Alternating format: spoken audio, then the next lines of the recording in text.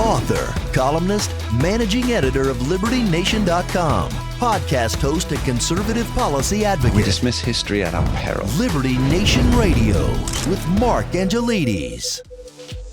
Hello and welcome to Liberty Nation Radio, heard coast to coast on the Radio America Network. I'm your host, Mark Angelides. On today's special edition, we're going to be looking at the Ukraine versus Russia conflict and how that impacts the United States and the wider world. Also on the show, we have a very special guest, a Ukrainian soldier, who gives us a behind-the-scenes look at what it's like in Ukraine, what the relationships are with Washington, D.C., and how the war is going. It's going to be quite the show. Remember, Liberty Nation Radio is proudly sponsored by LibertyNation.com, where you can access breaking news, podcasts, and a range of biting and brilliant shows to whet your appetite for freedom and your fondness for the great American Constitution. The war in Ukraine continues apace, but there is movement on the other side of the Atlantic, especially in the US Congress. Now, to talk about this and the ongoing problems that Ukraine faces with the Russian war, we're lucky to be joined by Liberty Nation's national security correspondent, Mr. Dave Patterson. Dave, thanks for being here. Thank you, Mark. Happy to be on your show. So, Dave, let's start with the latest stuff. Aid packages proceeding apace. Now, what's in the Ukrainian aid package? Well, mostly it's ammunition, but a lot of people are confused about this. They think that the aid package, the Ukraine portion of the 90 billion, will go immediately to build 155 millimeter shells, but it's not really. It's the replenishment, for the most part, of ammunition that we have already sent. It's replacing stores. The thing that is the most, I think, troubling about all of this is that, they finally passed it, but it's an omnibus. It's got Israel, it's got a bunch of other stuff in it, and so it was never voted on as a bill for looking at who is in favor of actually doing this. Yeah, there was a lot of contention that, especially on the Republican side, but that there was nothing for the U.S. border, but there was plenty for Israel and Taiwan, among other things. Now, you've got an idea that the Republicans almost fell into a trap with this, right? Yeah, I think they did. I mean, the Democrats and the progressives want to push a narrative that it's binary. You're either for Ukraine or you're not. And if you're not, you're bad. And if you are for it, then you're good. But that's not the issue at all. The issue is, why should American taxpayers pay for things that they do not have any idea as to what the end state will be? The Biden administration has absolutely failed in this effort. Tell me, if you can, what is the end state? What will this look like if somebody wins?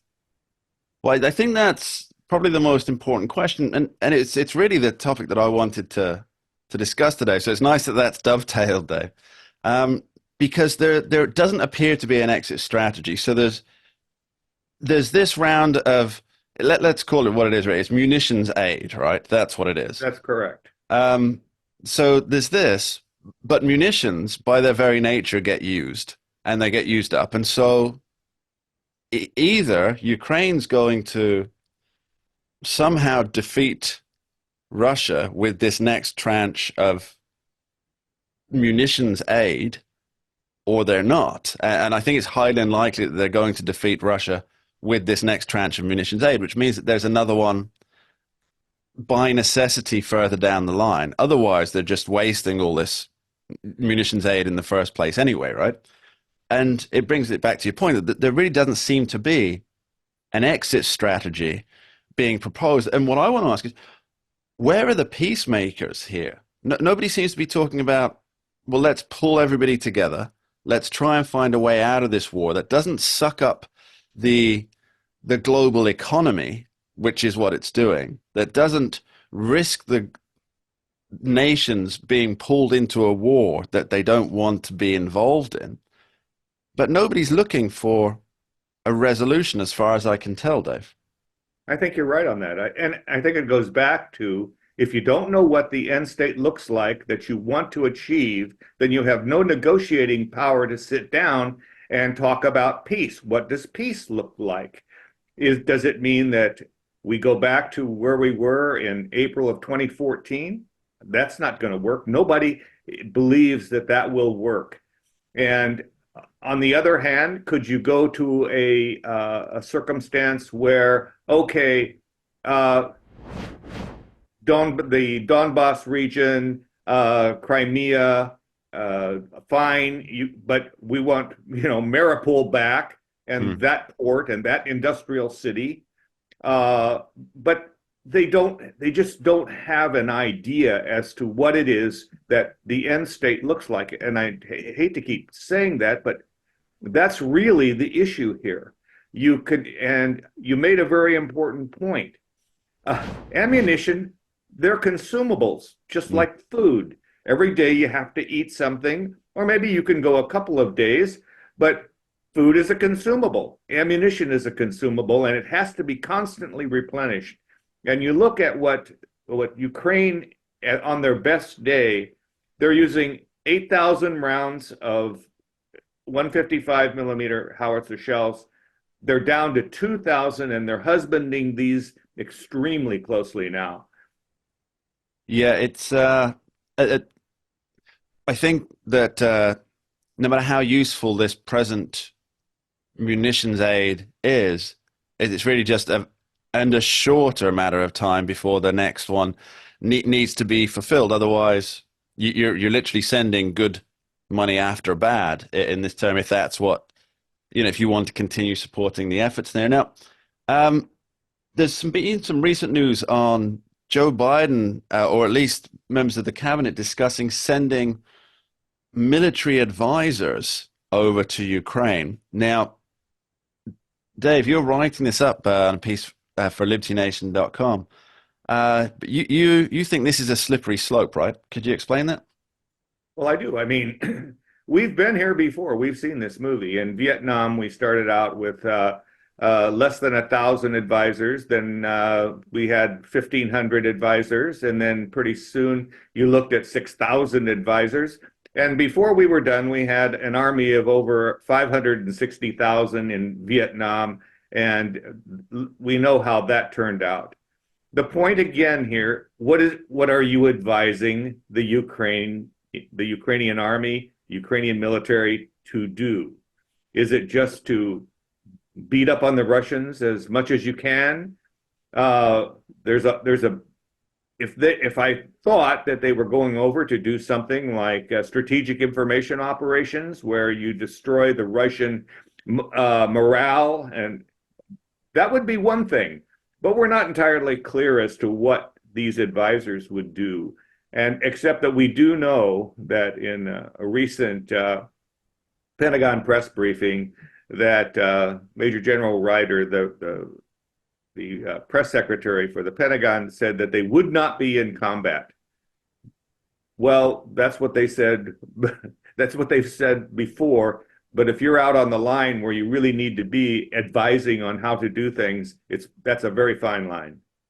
Yeah, I guess it comes down to how you interpret the rules of engagement for yourself at that particular moment, right? That's exactly right. And most of it is self-preservation. Yes, so I can see how that would be quite escalatory if you have a bunch of US military advisors at the front lines or near the front lines where the training, whatever training that is due to be delivered, and then they come under fire.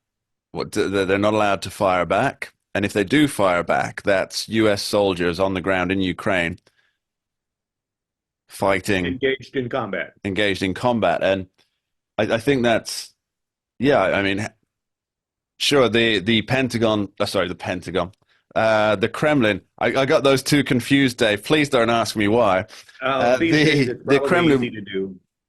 the Kremlin will absolutely spin that, and rightly so in this occasion, that US troops are on the ground firing at Russians, and that's an engagement of war, and that is something that literally changes the entire theater, I think. Now, has nobody told President Biden or his cabinet that this is likely a bad idea? Just 30 seconds on that, please, Dave. I doubt it. You have an administration that, first of all, they come up with the worst idea they possibly could, and then they give it to the toadies to support. And I'm sure that there are people who say, we have to be cautious. I mean, there are some people left, who have a sense of being an adult. But at the same time, as we know, when President Biden decides that he's going to do something stupid, there's no one that's going to get in his way of accomplishing stupid. Dave, let's just hope that Ukraine doesn't become this generation's Vietnam. Dave Patterson, thanks ever so much for joining us. Thank you, Mark. Happy to be with you. We dismiss history at our peril. Liberty Nation Radio with Mark Angelides.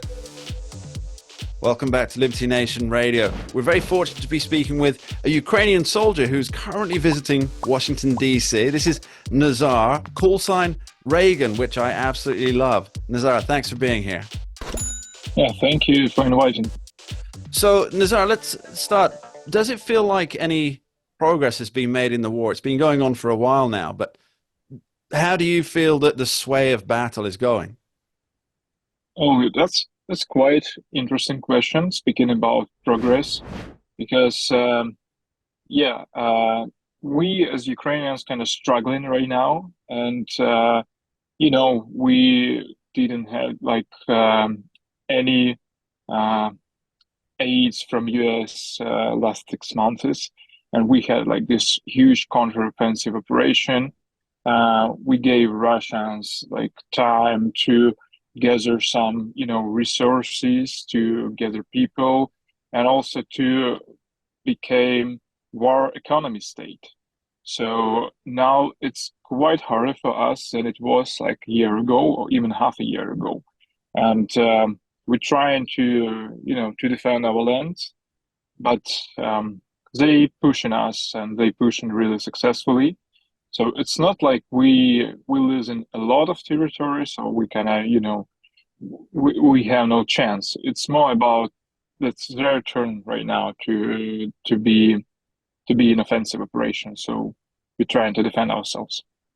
So how do you think that's going with the leadership? Because obviously President Zelensky has been almost rallying the entire world, trying to get different forms of aid, whether that's military aid, as in access to munitions and things. So you feel the last 6 months, because you haven't had that same level of access to munitions, military aid, that now you're having to fight a defensive position. Is that exactly? So you should understand, and I think everybody understands this. We are fighting against Russia, and Russia, first of all, is authoritarian country. It's authoritarian state, and they could make it.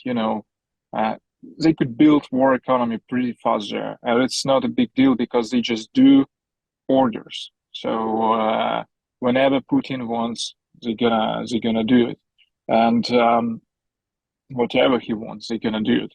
And from our perspective, it's not so easy because we're balancing between between this wartime economy and between free market. We kind of trying to be a democratic state, and we can't just isolate everything, just make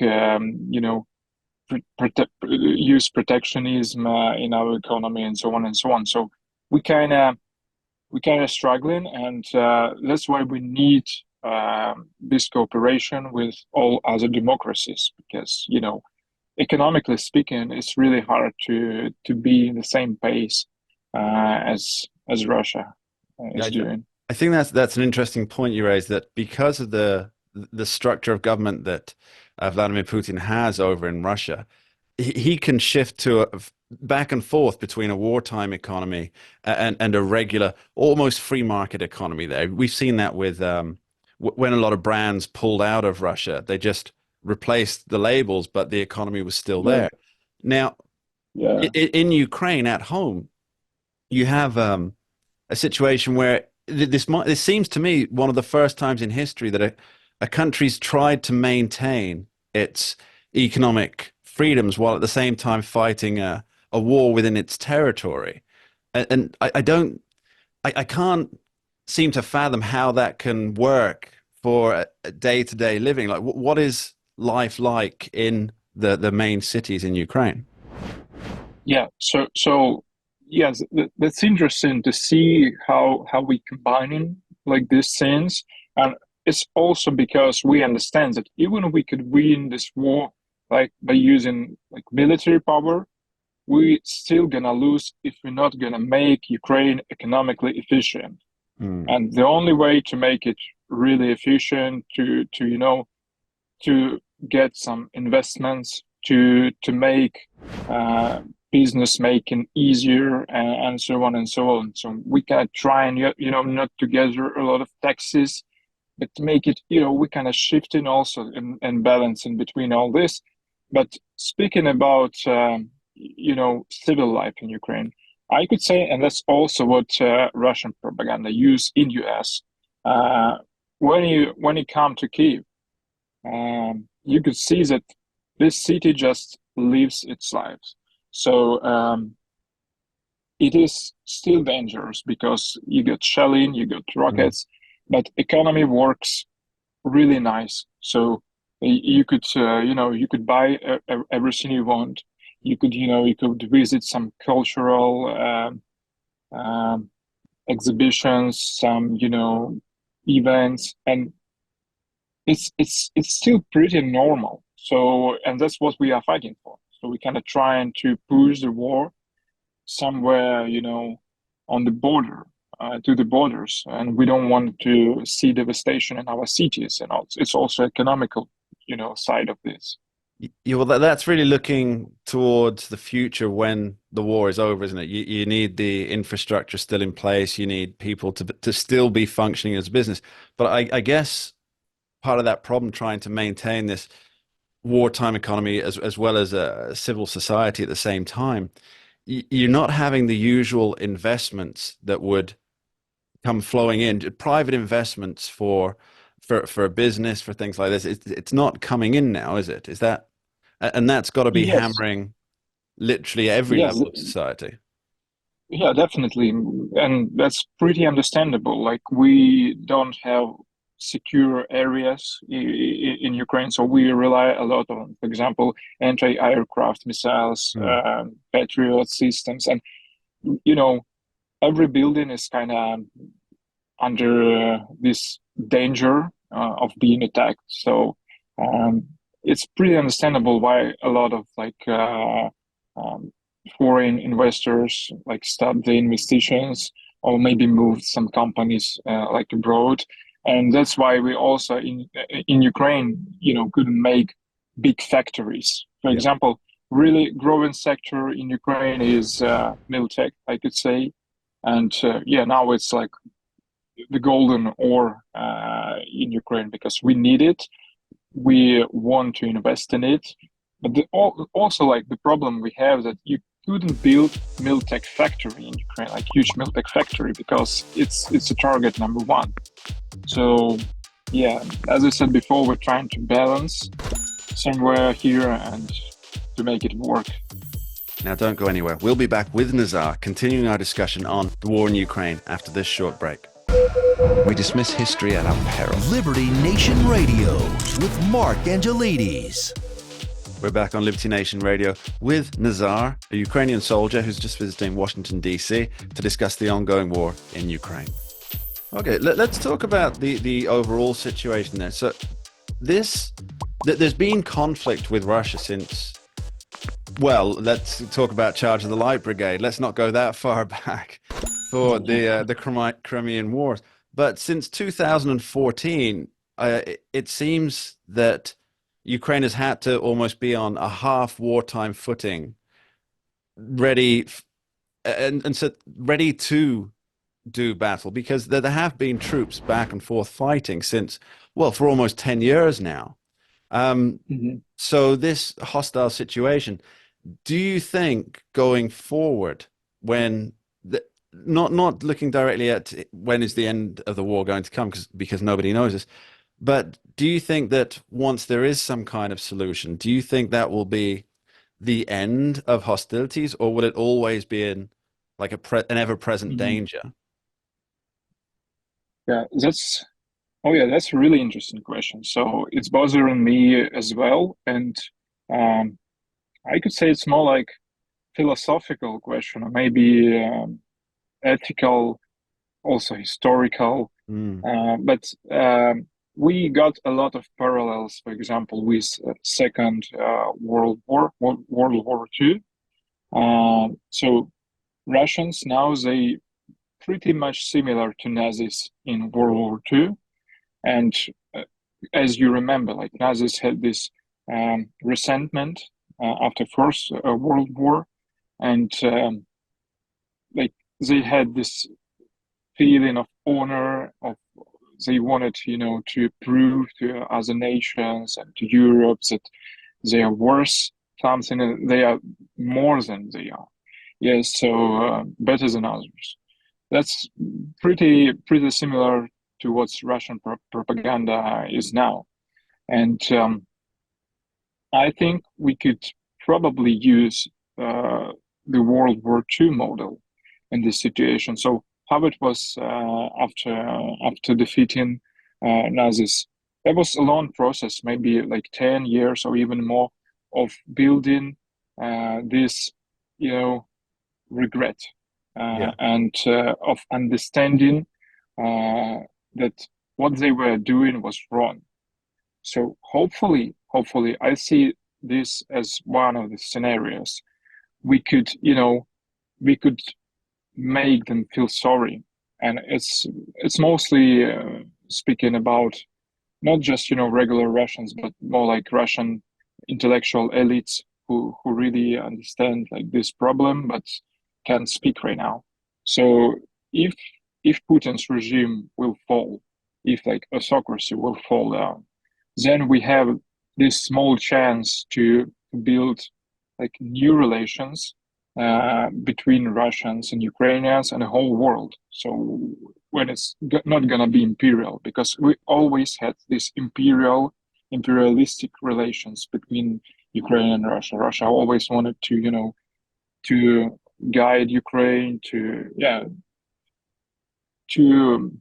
to have Ukraine as their own property, kind of. So that's one scenario I see. And the second scenario is kind of Israeli scenario, when we couldn't be friends anyway, so we just built big wall between Ukraine and Russia, Mm. and just be all the time like we kind of in a war state. And it's also not so bad because Ukrainians they have a lot of experience right now, and we could keep it, but we just need consolidation and we just need solidarity from other Western countries. Yeah, I think that point you make about building a wall. Let's not get too Donald Trump on this one, but there's also like a geopolitical wall that is being proposed, Definitely. and that's with the ascension to NATO. So you'll have, if that comes through. I mean, do you think that will come through? Um, you mean if Ukraine gonna be in Will you, NATO? Yeah. yeah, will Ukraine become a full member of NATO, and will that essentially act as the wall? Uh, yeah, kind of.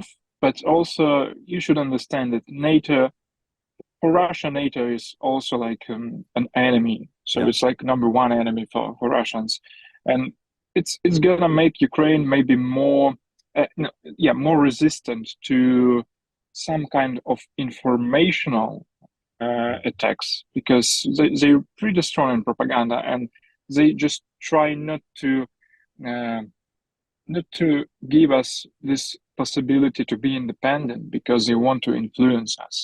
And if Ukraine, for example, gonna be in NATO, yes, that's like we just already made this decision. So uh, they're not gonna use it as a weakness point of Ukraine, because now we're weak because we're kind of alone. So we have like this coalition around us, but we are not a member of EU. We are not a member of NATO. We are not a member of this more like transnational big structure. So we are on our own. here, and they use it mostly as informational Yeah. way to attack us. But speaking about just lands or maybe army, I'm not gonna think that it's really changed something Okay. with Russia. They don't care, to be honest. Well, let's talk about the lands here. So there's the Donbass region, which is, forgive me if I get this wrong, that's Donetsk and Luhansk. Luhansk, Now, yes, that region's under Russian control at the moment, mostly. Do, do yes. you do you think that if there is any kind of negotiations for a cessation of war, not necessarily peaceful or friendly relations, but a cessation of Mhm. war, do you think that the Donbass region will be under Russian control at the end of those negotiations?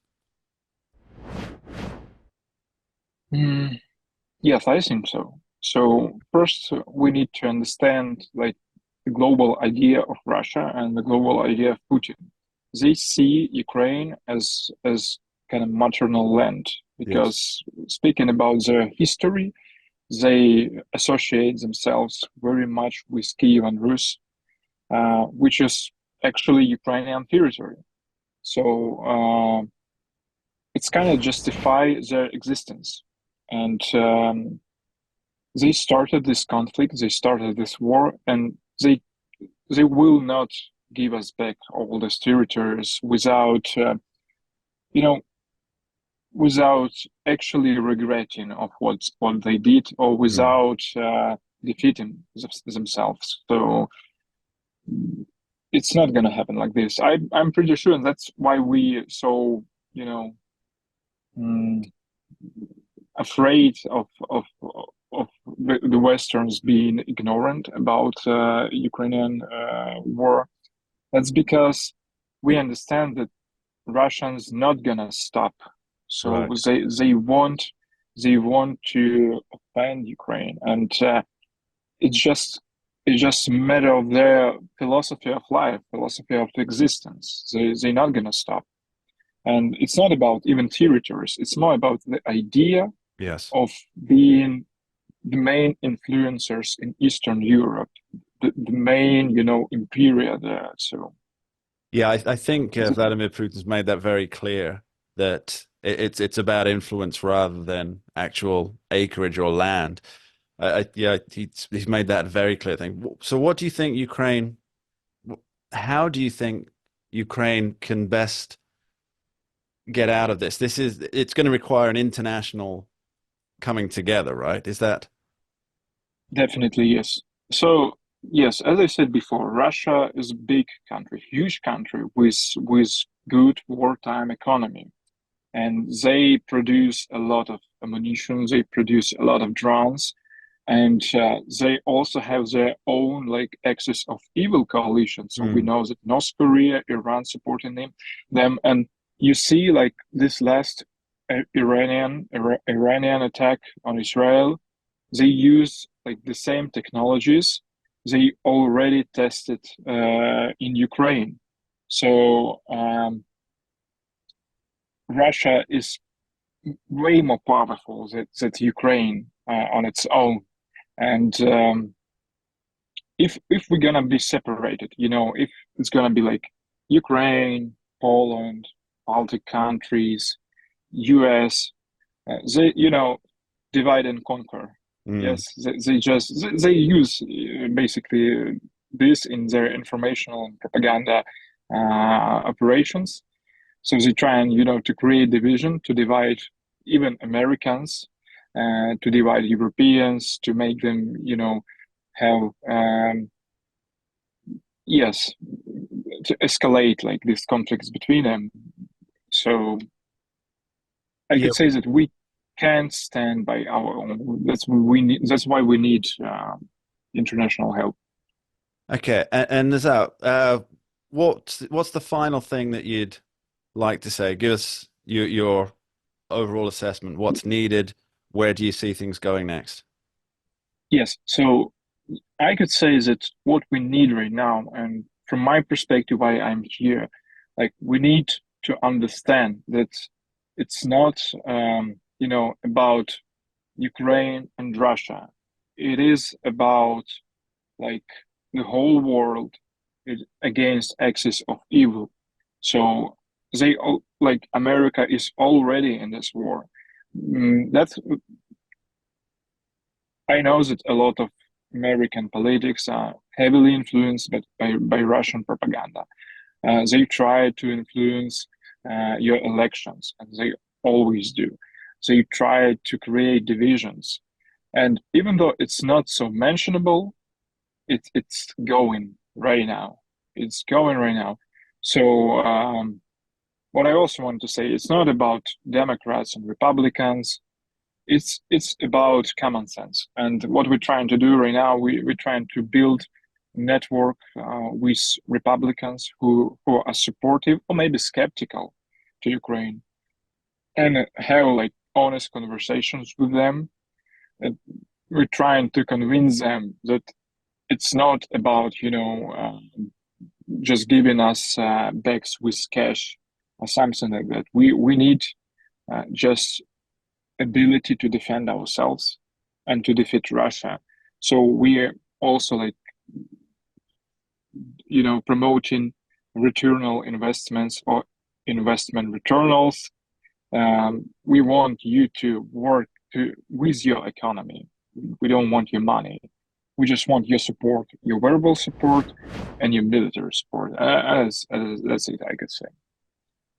Nazar, thanks ever so much for taking the time to speak with us today. We really appreciate it. Yeah, thank you for inviting me, and yeah, that's a big honor to be on Liberty Nation, because Ukrainians are also very, very big lovers of liberty and freedom, and that's a big honor for us. Liberty, always. Coming up after this short break, we're talking with Andrew Moran on the economics of war. Don't go anywhere. We dismiss history at our peril. Liberty Nation Radio with Mark Angelides. What is the cost of war economically? Well, for that, we have to ask an economist. And joining us today is Liberty Nation's Economics Affairs Editor, Mr. Andrew Moran. Thanks for being here, Andrew. Thank you for having me, and I enjoy your haircut. For people listening, thank you very much. Mark got a haircut.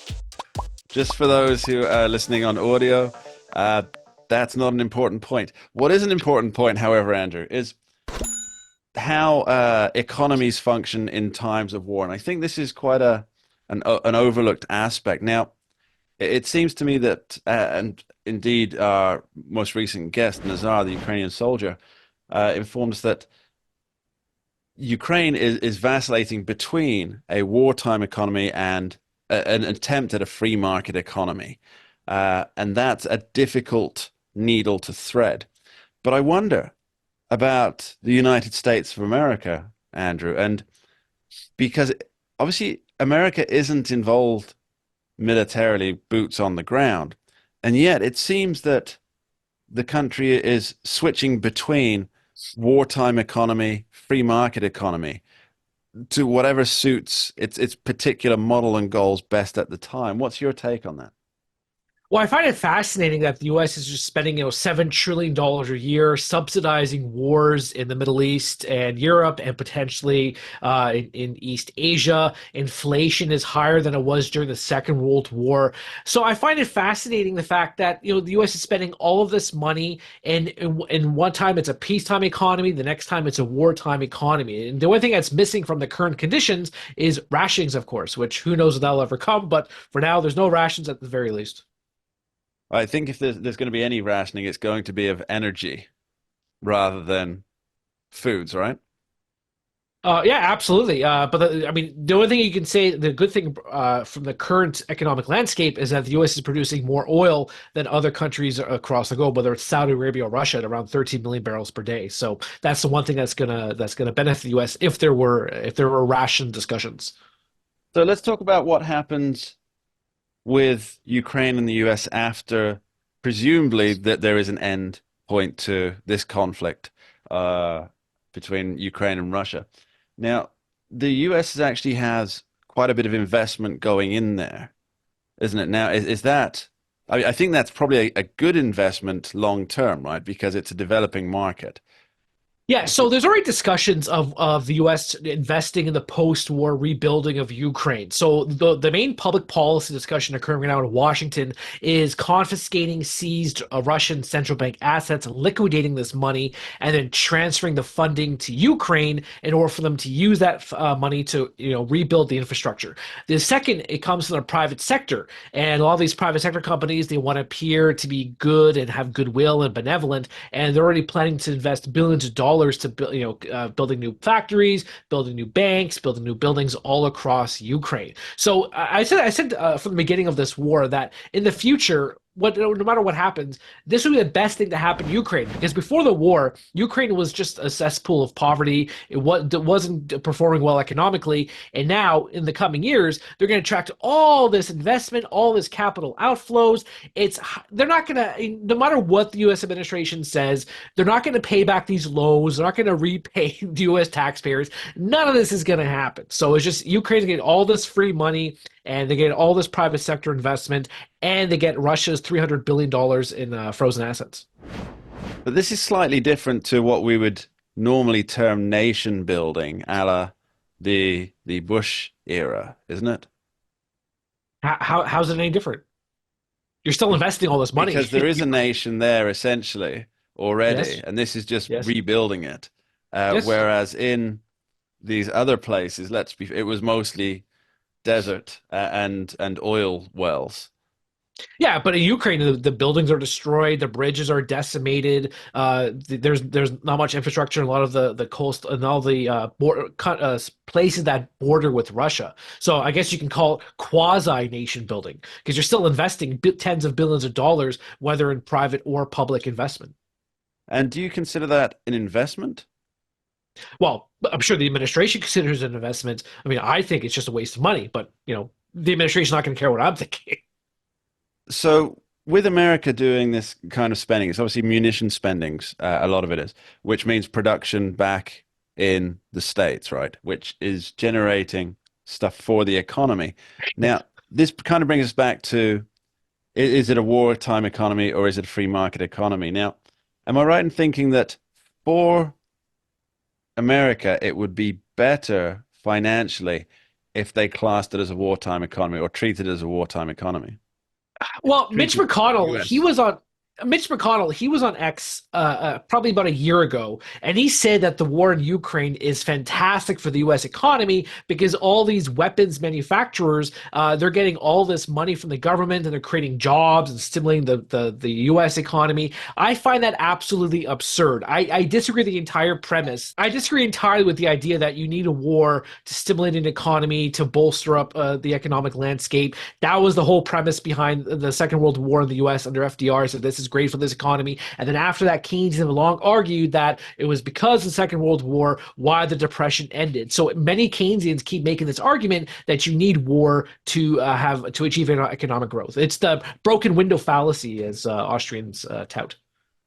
Let's just very briefly, Andrew, give me a quick overview of what the US economy is looking like today. Well, inflation is still above trend. Interest rates still at 23-year high. The GDP is going to have another hot print, but it's mostly fueled, well, not mostly, but at least 1/3 fueled by government spending. A lot of debt consumption by consumers themselves. So this is a high inflation, high debt economy. Do you think that this will change around in any perceivable way before the 2024 election?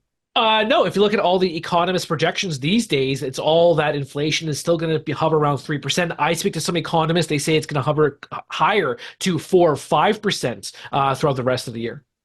Andrew Moran, thanks ever so much for being with us today. Thank you for having me. And that's about all we have time for on this week's edition of Liberty Nation Radio, heard coast to coast on the Radio America Network from our flagship station in Washington, D.C. I'm your host, Mark Angelides. I'd like to thank our guest today, Dave Patterson, Nazar, the Ukrainian soldier, and economics guru Andrew Moran for being here and joining us. And also extend my thanks to you, the listeners at home, who take the time each week to tune in and join the fun. Thanks for being here. We dismiss history at our peril. Liberty Nation Radio with Mark Angelides.